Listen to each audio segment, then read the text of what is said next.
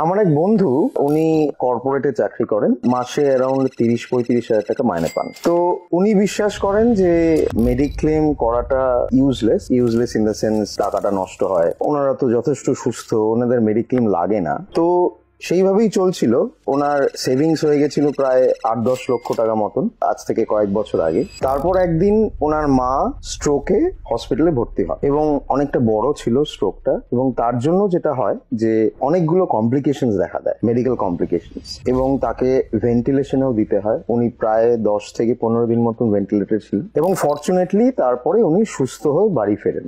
এই পুরো জার্নিতে ওনার হসপিটালের প্রায় বিল অলমোস্ট 8-10 লক্ষ টাকা হয়, কারণ অনেক ওষুধ, অনেক ইনভেস্টিগেশন, অনেক কিছুই দিতে হয়। এবং সেটা একটি মাঝারি দরের কর্পোরেট হাসপাতাল, এমনও নয় যে খুব উঁচু কর্পোরেট বা খুব এক্সপেন্সিভ কর্পোরেট, মিডল লেভেল। তো তাতে যেটা হয় যে এই ছেলেটির যত সেভিংস ছিল, পুরো সেভিংসটাই কিন্তু একটা লার্জ চাঙ্ক তার চলে যায় এই ট্রিটমেন্ট করতে, এবং তার পরবর্তীকালে ওষুধপত্র, ফিজিওথেরাপি সব মিলিয়ে। এটা যেটা হলো যে তার যেই সেভিংসটা সে দিনরাত খেটে এক করে করলো, সেই সেভিংসটা কিন্তু একটা এপিসোডে তার পুরোটা নষ্ট হয়ে গেল।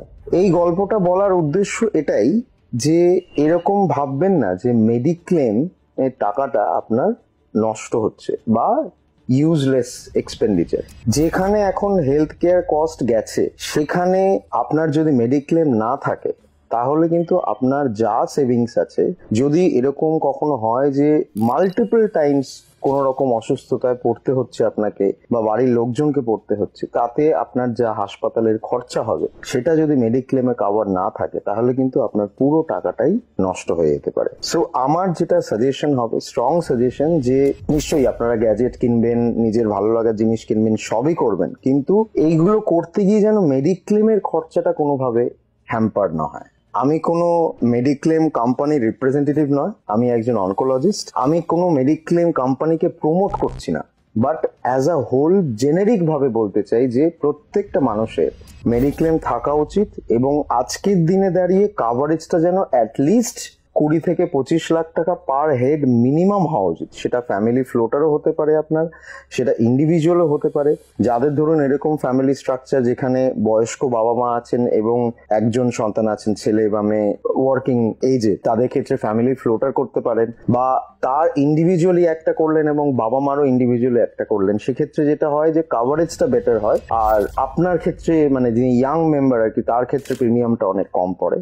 আর যদি আপনি নতুন ফ্যামিলি শুরু করছেন, যেখানে আপনি, আপনার হাজব্যান্ড বা ওয়াইফ এবং ছোট বাচ্চা এইরকম স্টেজে যদি থাকেন, আমি সাজেস্ট করব ডেফিনেটলি এই স্টেজে ফ্যামিলি ফ্লোটার হিসেবে কোনো একটা প্ল্যান নিন, এবং আপনার ফিনান্সিয়াল স্ট্রাকচারে, আপনার স্যালারিতে যতটা ম্যাক্সিমাম মেডিক্লেমের অ্যাসিওর্ড অ্যামাউন্ট করা যায় ততটাই করবেন। এটাকে কখনো কোনো ইনভেস্টমেন্ট হিসেবে নেবেন না, কারণ খারাপ দিন কখনোই বলে কয়ে আসে না, এবং যখন খারাপ দিন আসবে তখন কিন্তু আপনি মেডিক্লেম করে সেটাকে কোনোভাবে কম্পেনসেট করতে পারবেন না। কাজেই আমার সাজেশন হবে যে mediclaim is a must for today's time, and you should not compromise on the amount of mediclaim that you are doing. এটা আমার ভীষণভাবে আপনাদের কাছে রিকোয়েস্ট, কোনোভাবেই মেডিক্লেমটাকে লাইটলি নেবেন না। নমস্কার, আমি doctor Joydeep Ghosh, senior consultant, Apollo multi speciality hospital. যদি আপনাদের ভিডিওটা ভালো লেগে থাকে, লাইক করুন এবং আমাদের চ্যানেলটি সাবস্ক্রাইব করুন। Thank you.